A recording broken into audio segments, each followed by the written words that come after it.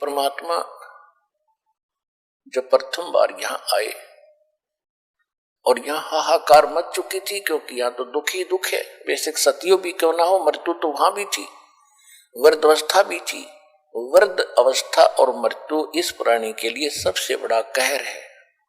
और ये दोनों कंपलसरी क्यों गए का बेशक बीच में अचानक मर जाए, लेकिन वो मृत्यु अच्छा नहीं मानता कोई भी, और बुढ़ापे में मृत्यु कोई बड़ी बुरी सी नहीं लगती। तो एक कंपलसरी है बुढ़ापा भी और मृत्यु भी, और दोनों महादुख। तो परमात्मा जब वहां से आए कि ये बहुत दुखी हो लिए हैं, अब इनकी अकल ठिकाने आगी होगी, इनको सच्चाई बताऊंगा, यथार्थ ज्ञान दूंगा। तुम यहाँ के रहने वाले नहीं हो, तुम सतलोक में रहते थे, वहां कोई अभाव नहीं, वहां कोई मृत्यु नहीं, वहां कोई वृद्ध अवस्था नहीं, वो शरीर दूसरा मिलेगा आपको।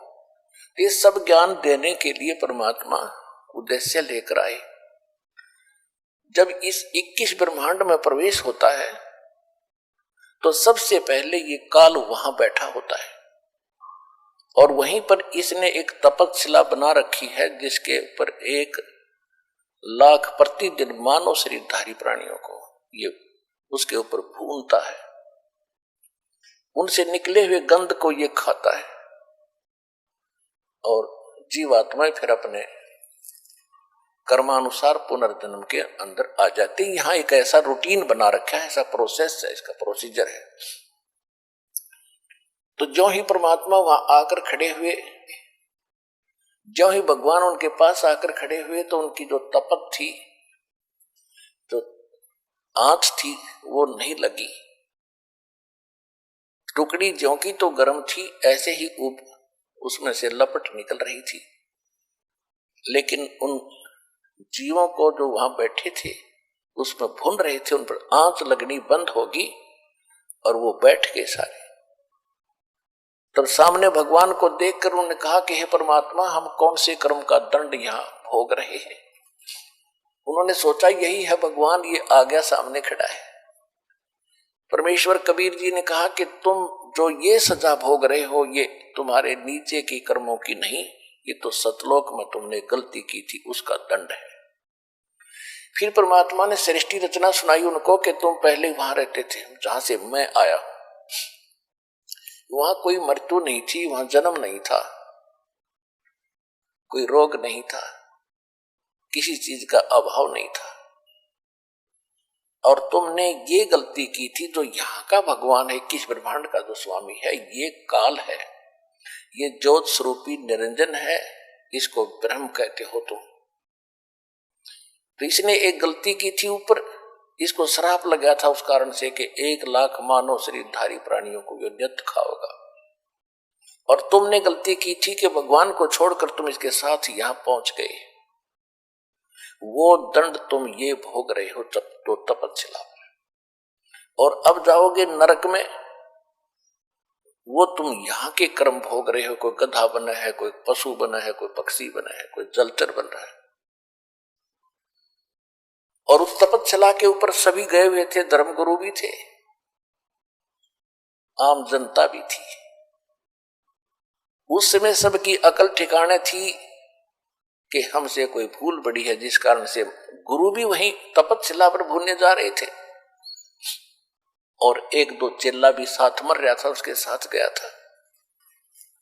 तब परमात्मा से उन्होंने पूछा, भगवान ऐसी कौन सी साधना है? तो भगवान परमात्मा कबीर जी ने बताया कि मैं जो विधि बताता हूं इसमें एक सतनाम है, एक सार नाम है। उसकी भक्ति से तुम पूर्ण मोक्ष हो गए, इस तपस्या पर नहीं आओगे। तब वहां तो मरते सभी कह रहे थे, भगवान हमने वो मंत्र दे दो, हम खूब भक्ति कर लेंगे। परमात्मा बोले कि अब तो वो बात तुम्हारे हाथ से जा चुकी है। जब तुम जाए धरो जग नर देहा, तब तुम करना मेरे सत सबद स्नेहा। जब कभी तुम्हें मनुष्य जीवन प्राप्त हो, तुम्हारे संस्कार अच्छे हो, मनुष्य जीवन प्राप्त हो, और मेरा कोई दास उस सतनाम को दे रहा हो, वहां जाके नाम लेना, उस नाम से मोक्ष होगा। तब वो कहते हैं, भगवान बहुत बड़ी भारी भूल बनी हमसे, और अब के मनुष्य जीवन मिल गया तो ऐसा संत खोजेंगे जो सतनाम और सारनाम दे रहा होगा। परमात्मा कहते हैं कि तुम ऐसे वायदे तो मुसीबत में ही करते हो, जब तुम सुखी होते हो तब कभी ये सोचते नहीं। दुख में सुमरण सब करे, सुख में करे ना कोई, जय सुख में सुमरण करो तो दुख कहे को होए। सुख में सुमरण किया नहीं, दुख में करते याद, कहे कबीरता दास की कौन सुने फरियाद। परमात्मा कहते हैं कि जब तुम पर आपत्ति आती है तो भगवान खोजते हो, और जिस समय तुम सुखी होते हो तो बकवाद खोजते हो। यदि आप सुख में भी भक्ति कर रहे होते तो दुख नहीं होता, और जब आपत्ति आई तुम अब कह रहे हो हम भक्ति कर लेंगे, कि अब नहीं बनेगी बात। जब तुम्हें मानव शरीर प्राप्त हो और सतनाम और ये सार नाम का ये कोई प्रचार कर रहा हो, उस संत मेरे से नाम लेकर अपना मोक्ष करा लेना। और जिसको तुम वो धर्म गुरुओं को भगवान बता रहे थे जो मरने के उपरांत तपस्या प्रभु ने जा रहे थे नकली, उनसे कह रहे थे कि तुम ब्रह्म को सुप्रीम पावर मानते थे ब्राह्मणों, ये ब्रह्म तो काल है जिसका 21 ब्रह्मांड के अंदर जाल है, उसको तुम समझ नहीं सके और आप ब्रह्म को निराकार बताते हैं। अब देखो इनको खाने के लिए वो ब्रह्म आ रहा है, वो काल आ रहा है, वो देखो सामने से। अब काल ने अपना टाइम फिक्स कर रखा है और उस टाइम के समय वो सभी जितनी भी आत्माएं उस तपस्या के ऊपर भुनी जाती हैं, वो भुनने के बाद अपने आप निकल जाती है। तो उसका वो समय हो चुका था, वो उस आहार करने के लिए आया था, उसने सोचा था वो सब चली गई होंगी, लेकिन परमात्मा इस काल से ऊपर पावर शक्ति ज्यादा है, परमात्मा के सामने ये काल रुक जाता है। यहां पर समय प्रधान है और समय के ऊपर परमात्मा प्रधान है। तो उनको रोक दिया दाता ने ये दिखाने के लिए कि ये देखो वो आ रहा तुम्हारा भगवान जिसको तुम निराकार कहते। सामने क्या देखा? ओछा माथा, लंबे दांत और बड़ा भयंकर विकराल शरीर उसका। कहा मालिक ने कि वो आ रहा तुम्हारा भगवान जिसको तुम परमात्मा कह रहे हो, जिसको तुम ब्रह्म कह रहे हो, ये तो काल है। जो गीता अध्याय नंबर 11 के श्लोक नंबर 32 में कहता है कि अर्जुन मैं काल हूं और अब सबको खाने के लिए आया हूं, प्रवृत्त हुआ हूं। तू ना युद्ध करेगा तो भी मारूंगा इनको। परमात्मा ने बताया कि ये है वो तुम्हारा भगवान। अब उसको देख करके सब फिर घबरा गए। परमात्मा बोले तुम जाओ यहां से। वो सभी उड़ा दिए वहां से। वो आगे जहां उन्होंने जाना था, धर्मराज के दरबार में आते हैं, वहां उनका अकाउंट तैयार मिलता है, किसने कौन सी जोनी में जाना है, स्वर्ग जाना है, नरक जाना है या फिर पशु पक्षी बनना है, वो अलग से दंड है। इतने में वो काल भगवान वहां आकर खड़ा हो गया मालिक के निकट। उस समय परमात्मा ने अपना रूप जो था अपने लड़के जोगजीत, जो सतलोक के अंदर परमात्मा ने सबसे पहले 16 पुत्र उत्पन्न किए थे वचन से, उनमें से एक जोगजीत भी है। उस जोगजीत के रूप में परमात्मा वहां खड़े थे। सामने से वो सरपुरुष जिसको ब्रह्म कहते हैं काल, वो आ रहा था। जब उसने देखा काल ने कि ये जोगजीत कैसे आ गया, उसको ये मालूम था कि परमात्मा का कोई संदेश लेकर आया है ये, क्योंकि अधिकतर परमात्मा उन्हीं को इसके पास भेजते थे जब ये सतलोक में था। तो सबसे पहले काल भगवान ने ब्रह्म ने पूछा कि जोगजीत तू यहां किस लिए आया? कोई पिताजी का आदेश है मुझे सुना, उसके बाद फिर मैं तुझे जान से मारूंगा, तुझे ऐसा कूटूंगा तू याद रखेगा। तूने मेरे को सतलोक से निकाला था, मैंने तेरे सामने हाथ भी जोड़े थे, तूने मेरी एक नहीं सुनी थी। और पहले तो मुझे आदेश बता, कोई परमात्मा का लेकर आया है, तो उसके बाद फिर तो हो ले होशियार। तो परमात्मा ने कहा कि सुन ले ज्योत निरंजन, आदेश परमात्मा का, मैं नीचे जाऊंगा, नीचे के ब्रह्मांडों में जाऊंगा, पृथ्वी लोक पर जाऊंगा, स्वर्ग लोक में जाऊंगा, सब देवों को समझाऊंगा, उनको परमात्मा की जानकारी दूंगा। और आपने सबको मिसगाइड कर दिया, सबको गलत ज्ञान बता रखा है, गलत साधना करके कोई कुत्ता बना, कोई गधा बना, कोई सूअर बना है, किसी को कैंसर हुई है, हाहाकार मचा हुआ है, कोई जीव सुखी नहीं इस गंदे लोग। इनको सच्चा नाम दूंगा, सच्चा ज्ञान दूंगा, सच्चे भगवान की मैं कथा सुनाऊंगा। और परमात्मा ने मुझे ऐसा मंत्र दे दिया सतनाम और सारनाम का, सबको सारनाम और सतनाम दूंगा, सब निर्बाध सतलोक चले जाएंगे। और तेरी पोल पाड़ूंगा, तू काल है, तू अपने आप में भगवान बन बैठा है यहां पर।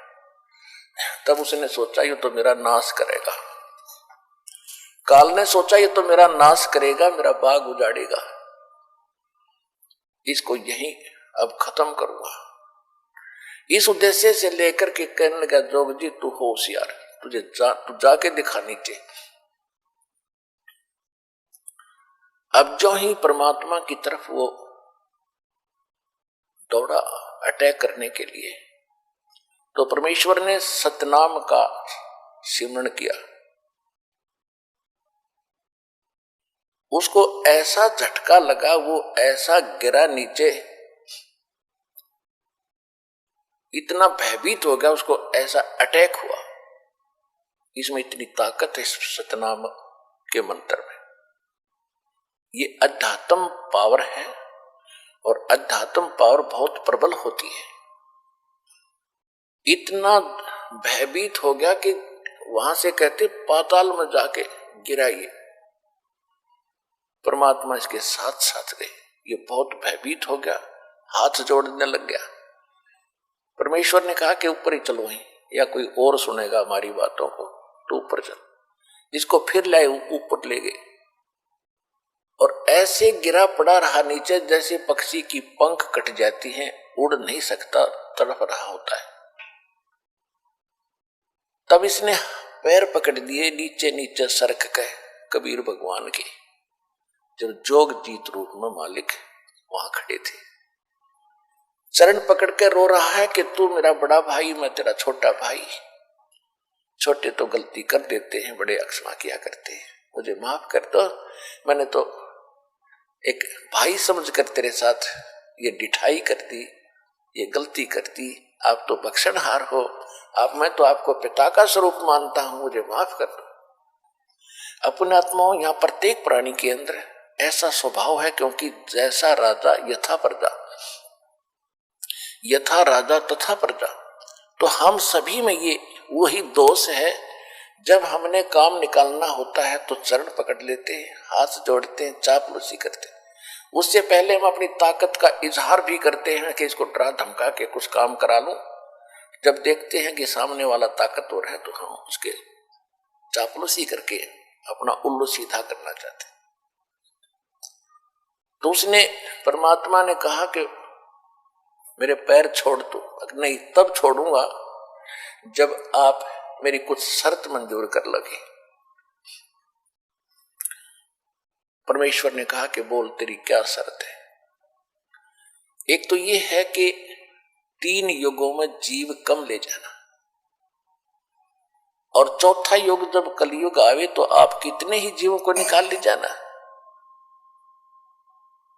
परमात्मा को मालूम था कि 3 युगों में ये प्राणी मेरे काबू में आएंगे नहीं, क्योंकि इनको सुख रहेगा। सतयुग के अंदर बहुत पुण्यात्मा आत्माओं का जन्म होता है, और जैसे संस्कार लेकर प्राणी यहां उत्पन्न होता है, परमात्मा उसकी वैसी ही व्यवस्था उसके अनुसार कर देता है। तो सतयुग में पुण्यकर्मी प्राणी होते हैं, सुंदर आब हवा होती है, लाखों वर्ष का जीवन होता है, बाप से पहले पुत्र नहीं मरता और पत्नी विधवा नहीं होती, इतना अच्छी व्यवस्था रहती है, लाखों वर्ष का जीवन होता है, तगड़े तगड़े शरीर, लंबे लंबे बड़े फलदार वृक्ष होते हैं, कोई चीज का भाव नहीं। जैसे आज हम मेहनत करते हैं गेहूं चने बनाने के लिए, इतने सब तो उगे रहते हैं, सब तो इतने रहते हैं, तोड़ दो खा लो और रख लो, बाकी पड़े खड़े रहो, उन्हीं से झड़झड़ा कर फिर अगली बार फिर उग जाते हैं, इस तरह रहता है वहां पर। तो उसके बाद त्रेता युग आता, उससे कुछ कम संस्कार के लोग उत्पन्न होते हैं। द्वापर में फिर उनसे भी कुछ कम अच्छे किस्मत के होते, लेकिन दुख फिर भी कम होता है। जब तक इस प्राणी को दुख नहीं होता तब तक ये भगवान याद नहीं करता, कोरी बकवाद याद करता है, ये ऐसा स्वभाव बन गया हमारा। तो परमात्मा को मालूम था कि 3 युगों में ये पार नहीं होंगे, ये सुनेंगे भी नहीं मेरी बात। फिर चौथे युग में परमात्मा ने कहा ठीक है भाई, तेरी ये शर्त मैंने मंजूर कर ली, और बोल। फिर कहा कि पहले चौथे युग में परमेश्वर ने कहा कि चौथा युग जब आएगा मैं अपना कोई अंश भेजूंगा और पूरी पृथ्वी पर मेरा ही उपदेश रहेगा, मेरा ही ज्ञान रहेगा, मैं एक ही भगवान रहूंगा। तब इसने सोचा यह तो बात बिगाड़ेगा, तो काल ने कहा कि एक शर्त मेरी और है भगवान, कि पहले मेरे प्रचारक जावें, आपका बाद में आवे।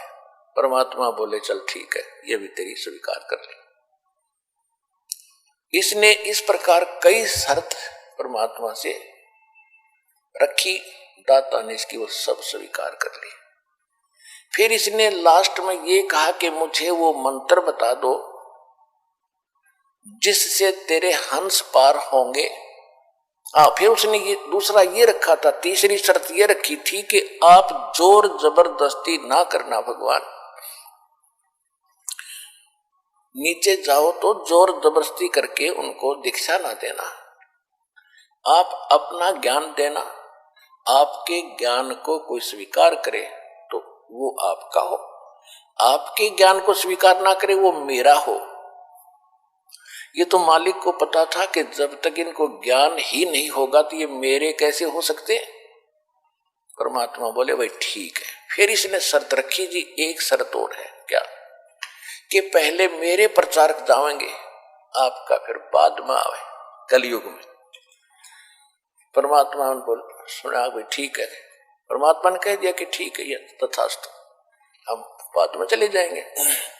जब इसने देख लिया, क्योंकि जीव है ये भी, और जीव की बुद्धि जीव सत्र की होती है, और कबीर परमात्मा है, सर्वशक्तिमान है, सर्वज्ञ है।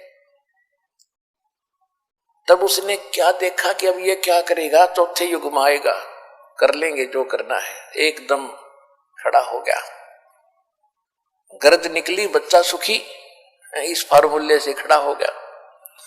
तो तब कहा कि जाओ जोग जीत संसारा, जीव न माने कहा तुम्हारा।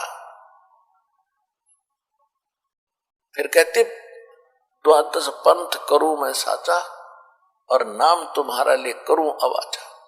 उन 12 पंथ नाम जो ले ही, वो हमरे मुख आन समोही, और अनेक पंथ चलाऊं, या विद जीवा को भरमाऊं, देवल धाम और मंदिर पुजवाऊं, और ऐसी भक्ति दृढ़ करवाऊं, नकली भक्ति दृढ़ करवाऊं, और जाइयो जोग जीत संसारा, फिर जीव न माने कहा तुम्हारा।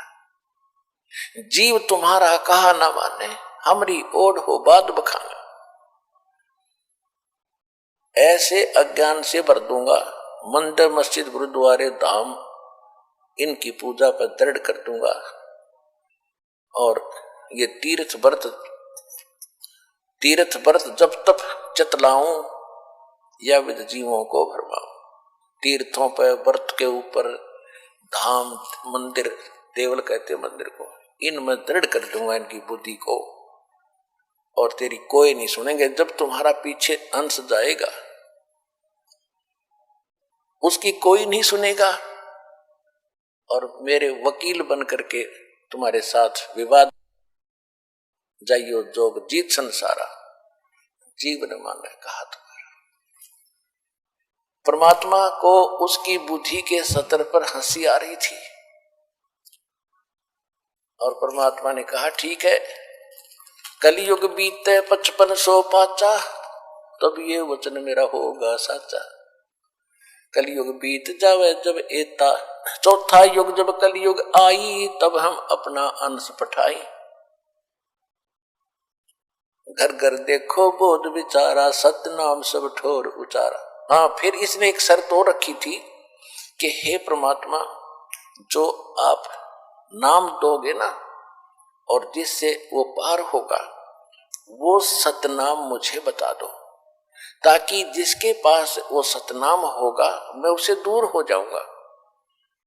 परमात्मा बोले मुझे इतना बिल्कुल नादान मत समझे, ऐसा मेरा बौड़ा मत समझे मूर्ख, और जो तैने चतुरता की है इसका तुझे आगे पता लगेगा।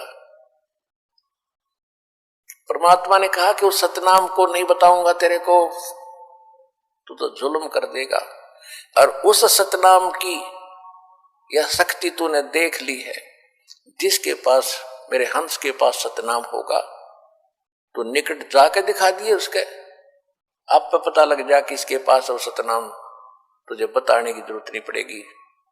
वह सतनाम ऐसा होगा जैसे मैंने सतनाम का सिमरण किया तो पताल में जाके गिरा था, और जिस हंस के पास ये सतनाम होगा उसकी ये हालत होगी को छेड़ के दिखा दियो मेरे बच्चे को।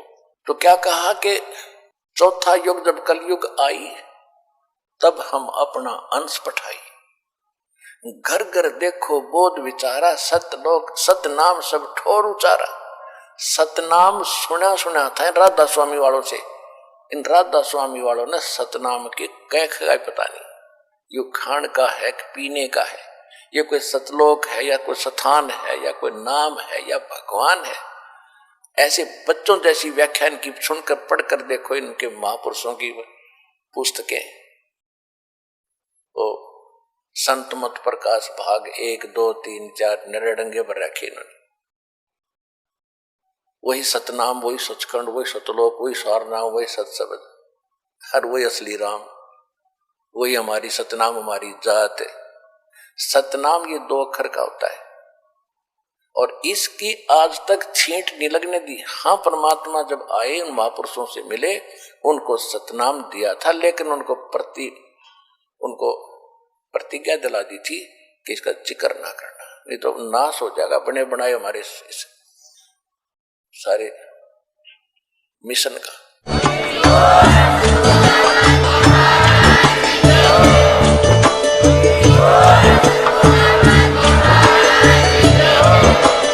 आप सुन रहे थे जगत गुरु तत्वदर्शी संत रामपाल जी महाराज जी के मंगल प्रवचन। अधिक जानकारी के लिए विजिट कीजिए हमारी वेबसाइट www.jagatgururampalji.org। संत रामपाल जी महाराज जी के शुभ आशीर्वाद से पूरे विश्व भर में 500 से भी ज्यादा नाम दीक्षा केंद्र हैं, जिन पर संत रामपाल जी महाराज जी द्वारा ऑनलाइन निःशुल्क नाम दीक्षा दी जा रही है। अपने नजदीकी नाम दीक्षा केंद्र का पता करने के लिए संपर्क करें 8222880541।